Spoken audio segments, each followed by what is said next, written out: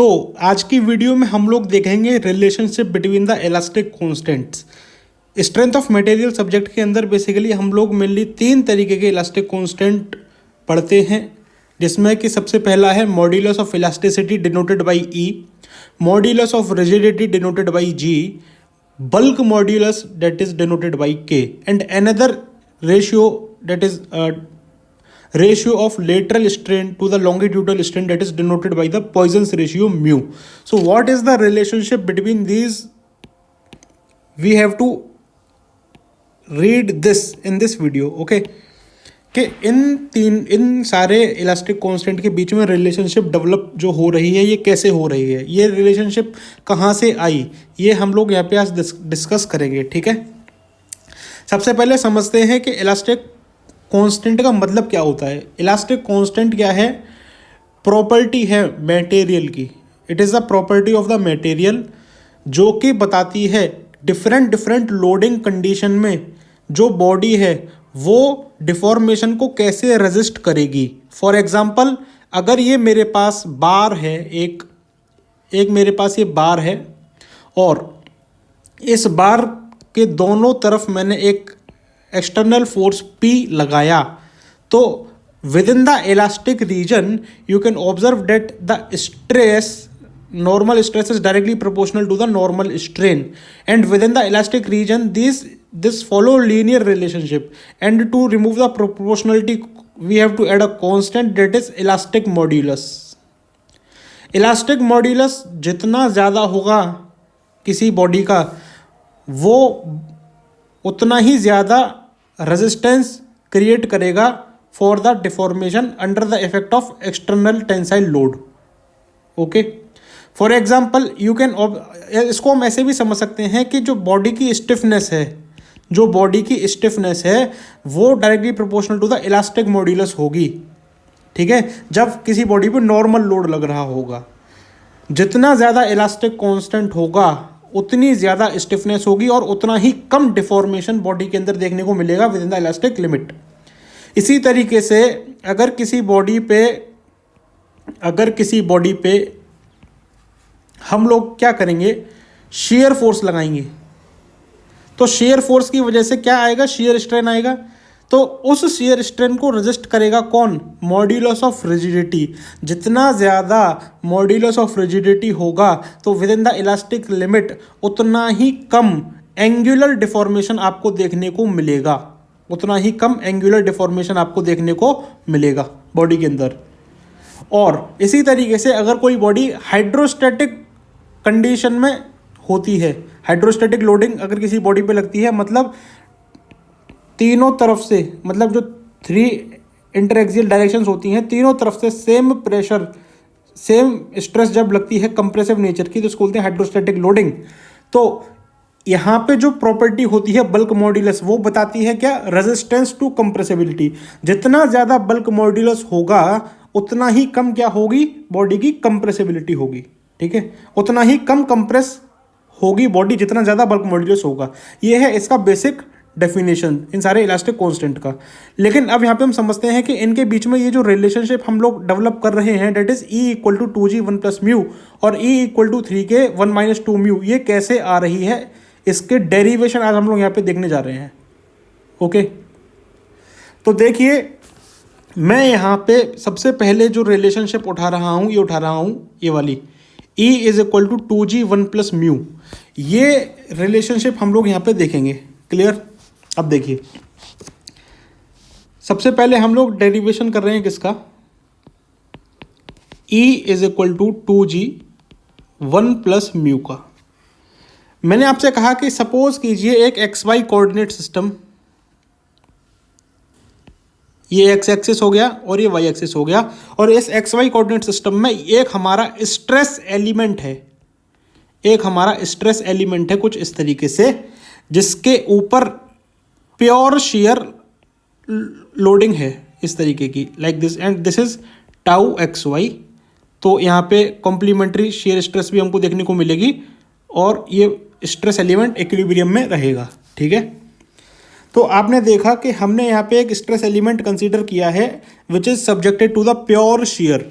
तो if you observe here the normal stress in the x direction is 0, the normal stress in the y direction is 0, but the shear stress on the x face in y direction is a given, that is tau xy. Okay, clear है? All right. Now अब यहाँ पे देखिए क्या होगा. अगर मैं यहाँ से आपसे पूछूं कि इस बॉडी पे लगने वाले जो प्रिंसिपल स्ट्रेस होंगे, इस बॉडी पे लगने वाले जो प्रिंसिपल स्ट्रेस होंगे वो कितने होंगे, वो यहाँ पे हम बता सकते हैं इस फॉर्मूले से.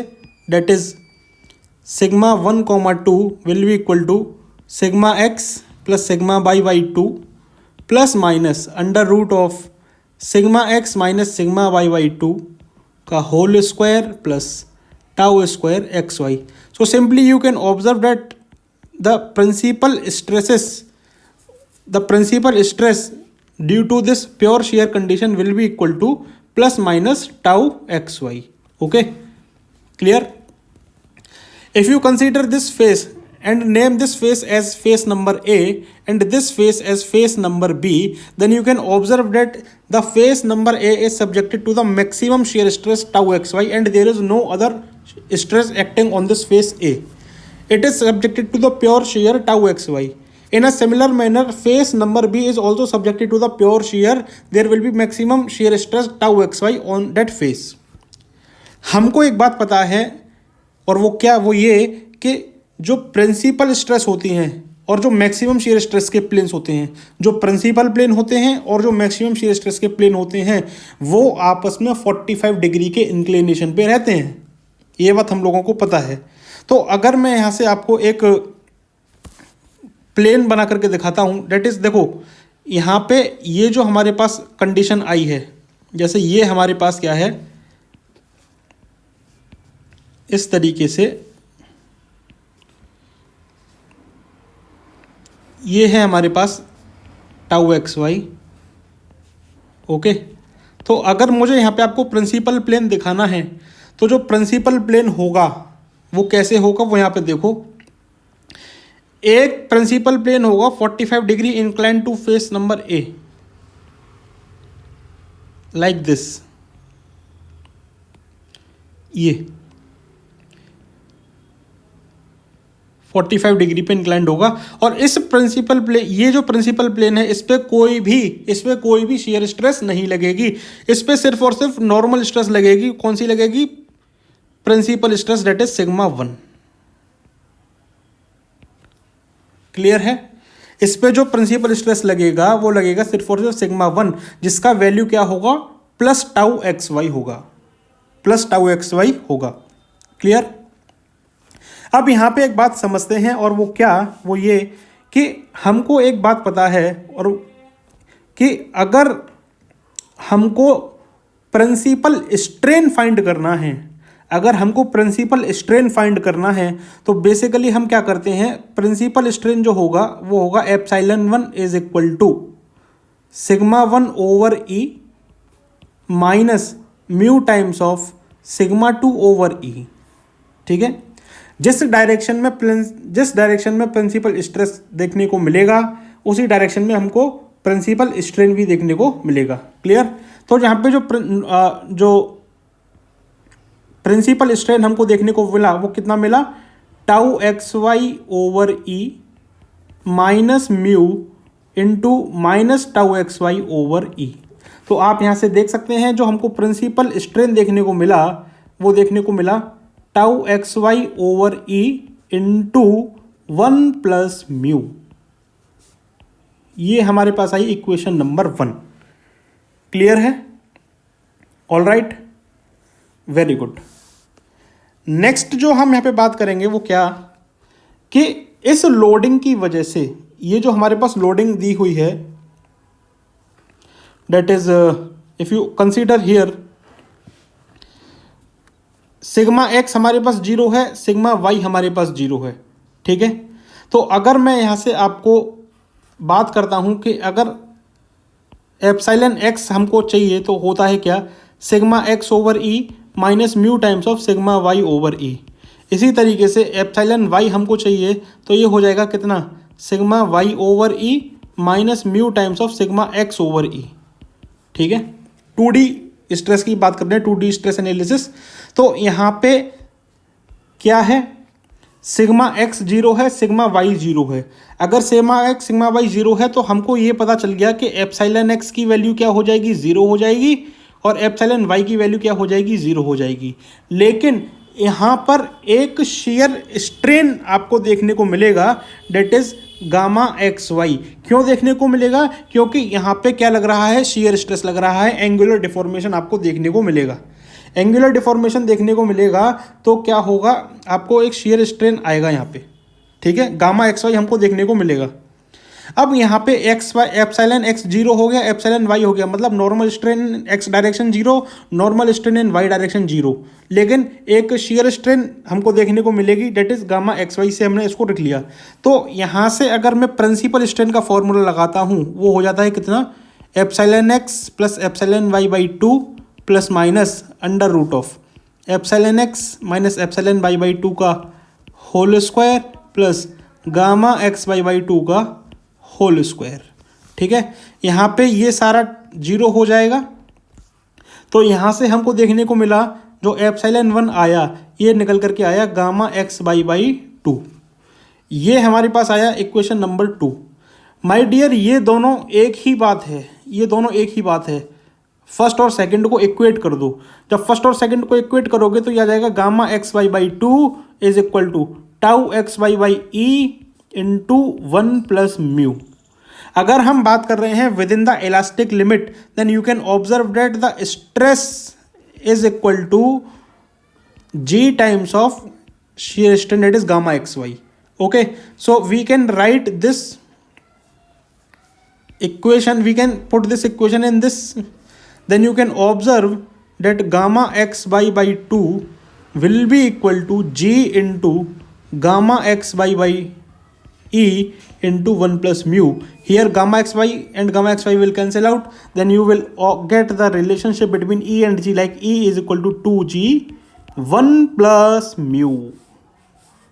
All right, so this is the relationship between the elastic modulus and shear modulus. Okay, so this is the way how we develop the relationship between this.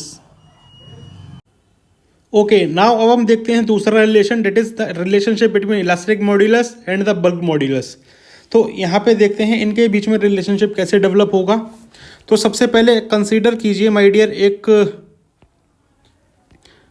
Cuboidal element इस तरीके से, ठीक है, इस तरीके से क्यूबॉइडल एलिमेंट कंसीडर कीजिए और एक कोऑर्डिनेट सिस्टम हम यहाँ पे बना देते हैं, डेट इज एक्स एक्सिस ये हो गई, ये हो गई वाई एक्सिस और ये हो गया हमारे पास क्या, जेड एक्सिस। क्लियर। अब यहाँ पे देखिए ये जो फेस है डेट इज एक्स फेस, यहाँ पे जो स्ट्रेस लग रहा होगा वो लग रहा होगा नॉर्मल स्ट्रेस सिग्मा एक्स इस तरीके से। ये जो वाई फेस है इसके ऊपर नॉर्मल स्ट्रेस लग रहा होगा डेट इज सिग्मा वाई इस तरीके से, और ये जो जेड फेस है इसके ऊपर एक स्ट्रेस लग रहा होगा इस तरीके से डेट इज सिग्मा जेड। इसी तरीके से माय डियर यहाँ पे सिग्मा एक्स आ जाएगा, नीचे सिग्मा वाई आ जाएगा और इधर सिग्मा जेड आ जाएगा और ये बॉडी इक्विलिब्रियम में कंसीडर रहेगी। ठीक है, अब यहाँ पे समझते हैं क्या कि इन स्ट्रेस के लगने से बॉडी के अंदर जो स्ट्रेन प्रोड्यूस हो रही है वो कैसी हो रही है। ठीक है, ये हमारे पास यहाँ पे देखने वाली बात है। हमने कंसीडर किया है बॉडी को होमोजीनियस और आइसोट्रोपिक, जिसकी वजह से पॉइजन्स रेशियो जो होगा अलग अलग डायरेक्शन में अलग अलग नहीं होगा, सेम होगा। ठीक है, so the Poisson ratio is constant if you measure it in any direction because you have treated the body as homogeneous and isotropic. Okay, now सबसे पहले यहां पे हम कंसीडर करते हैं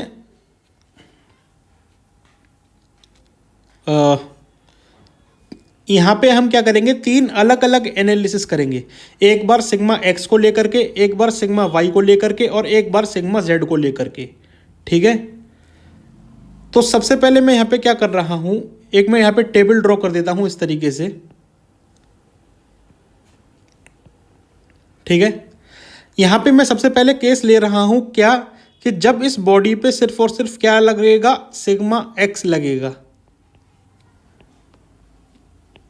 इस तरीके से मैंने इस बॉडी पे क्या लगा दिया, सिग्मा एक्स लगा दिया। अब मैं यहाँ पे देख रहा हूँ normal stress developed in the x direction, normal stress developed in the y direction and normal stress developed in the z direction. Okay, तो देखिए जब सिग्मा एक्स लग रहा है इस बॉडी पे तो एक्स डायरेक्शन में जो स्ट्रेस है सिग्मा एक्स, उसकी वजह से जो नॉर्मल स्ट्रेन प्रोड्यूस होगा वो होगा कितना, sigma x by E, sigma x by E. लेकिन क्योंकि ये सिग्मा एक्स बाई ई क्या है, एक नॉर्मल स्ट्रेन है, टेंसाइल मतलब पॉजिटिव क्वांटिटी यहाँ पे आपको देखने को मिलेगी। तो जो दूसरी ट्रांसवर्स डायरेक्शन है डेट इज वाई और जेड, वहाँ पे क्या देखने को मिलेगा, डिक्रीमेंट देखने को मिलेगा आपको साइज में। तो यहाँ पे जो लेटरल स्ट्रेन प्रोड्यूस होंगी वो होंगी कितनी, minus mu times of sigma x by E minus mu times of sigma x by E. ठीक है, इस तरीके से। ऑल राइट, अगर मैं यहाँ पे कंसीडर करता हूँ सिर्फ और सिर्फ सिग्मा वाई को, तो सिग्मा वाई यहाँ ऊपर लगेगा और इस तरीके से लगेगा। ठीक है, तो अब यहाँ पे देखिए क्या होगा, नॉर्मल स्ट्रेस जो होगा एक्स डायरेक्शन में वो होगा कितना, minus mu times of sigma y over E. और जो नॉर्मल स्ट्रेस होगा वाई डायरेक्शन, नॉर्मल स्ट्रेन जो होगा वाई डायरेक्शन में वो कितना हो जाएगा, सिग्मा वाई ओवर ई। और जेड डायरेक्शन में होगा ये हो जाएगा minus mu times of sigma y by E. ठीक है, इसी तरीके से अगर हम लोग जेड डायरेक्शन में देखें, इसी तरीके से अगर हम लोग जेड डायरेक्शन में देखें तो ये हो जाएगा हमारे पास कितना, सिग्मा जेड, इस तरीके से। तो जो नॉर्मल स्ट्रेस हमको देखने को मिलेगा, जो लेटरल स्ट्रेन होगी एक्स डायरेक्शन में वो कितनी हो जाएगी, minus mu sigma z over E. Y direction में कितनी हो जाएगी, minus mu sigma z over E. और जेड डायरेक्शन में आपको देखने को मिलेगी कितनी, sigma z over E. My dear, ये जो स्ट्रेन प्रोड्यूस हुई हैं अलग अलग लोडिंग कंडीशन में, अगर मेरे को टोटल स्ट्रेन चाहिए एक्स डायरेक्शन में तो मैं इन तीनों रिजल्ट को सुपर इम्पोज कर सकता हूं। और जब मैं ऐसा करूंगा तो मेरे को देखने को मिलेगा क्या, कि जो नेट स्ट्रेन प्रोड्यूस हुई है एक्स डायरेक्शन में वो कितनी हुई है, वो हुई है sigma x over E minus mu times of sigma y over E minus mu times of sigma z over E. इसी तरीके से जो स्ट्रेन प्रोड्यूस हुई है वाई डायरेक्शन में, इन तीनों का एडिशन कर दो, इन तीनों का एडिशन कर दो। जब ऐसा करोगे तो ये हो जाएगा sigma y over E minus mu times of sigma y over E minus mu times of sigma y over E. इसी तरीके से जो नेट स्ट्रेन होगा अलोंग द जेड डायरेक्शन में वो क्या होगा, इन तीनों का समेशन। तो ये हो जाएगा कितना, sigma z over E minus mu times of sigma z over E minus mu times of sigma z over E. Okay, so now अब हम यहाँ पे क्या कह रहे हैं, अब हम यहाँ पे कह रहे हैं कि इन तीनों स्ट्रेन का हमको एनालिसिस यहाँ पे हमने कर लिया। ठीक है, अब यहाँ पे समझो ये हमारे पास निकल करके यहाँ से आ गया। क्लियर, यहाँ पे गड़बड़ हो गई है और वो गड़बड़ ये हुई है कि ये हो जाएगा, ये गड़बड़ यहाँ पे हुई,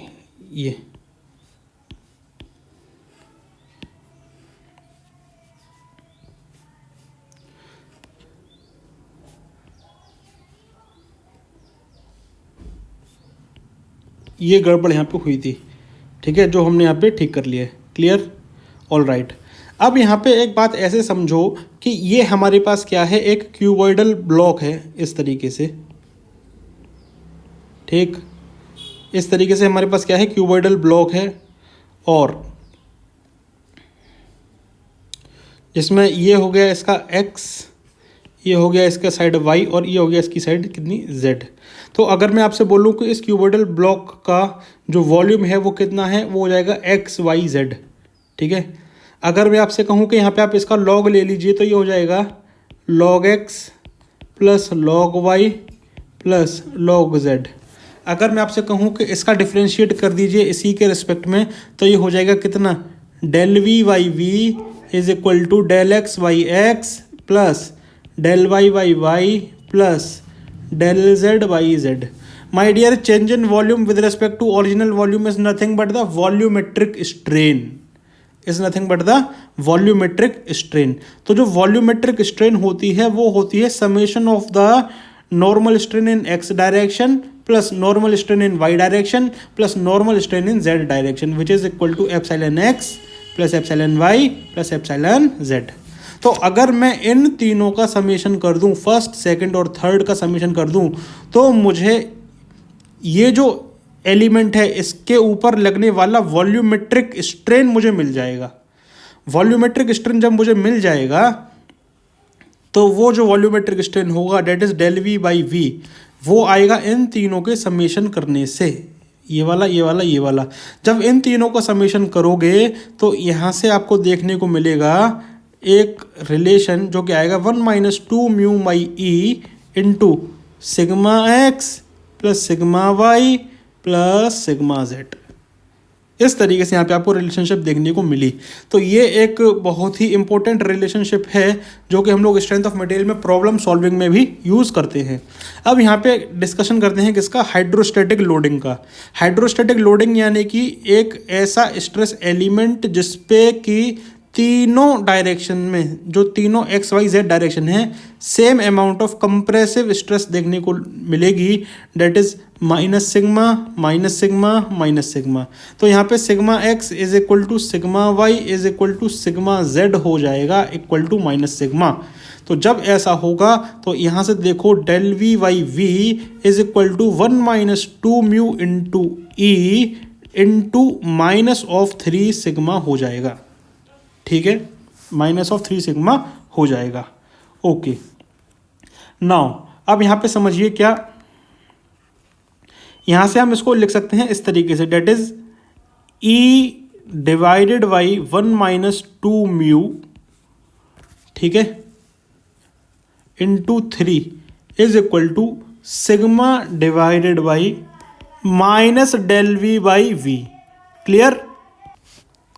अब हमको एक बात पता है, वो क्या, वो ये कि जो हाइड्रोस्टैटिक स्ट्रेस होती है वो होती है k times of volumetric strain, where k is the bulk modulus, k is the bulk modulus. तो यहाँ पे जो बल्क मॉड्यूलस हो गया ये हो जाएगा hydrostatic stress divided by the volumetric strain, and volumetric strain is nothing but the minus of del v by v, minus of del v by v. क्योंकि माय डियर एक्चुअल में जो stress है, ये जो हाइड्रोस्टैटिक स्ट्रेस है ये है compressive in nature, bulk modulus होता है पॉजिटिव। हमको मालूम है जो फाइनल वॉल्यूम आएगा वो छोटा आएगा in comparison to the initial volume, that's why we have taken the minus sign here so that the overall quantity becomes positive. तो इसलिए यहाँ पे आप इस बात को समझें कि ये जो निकल करके आया है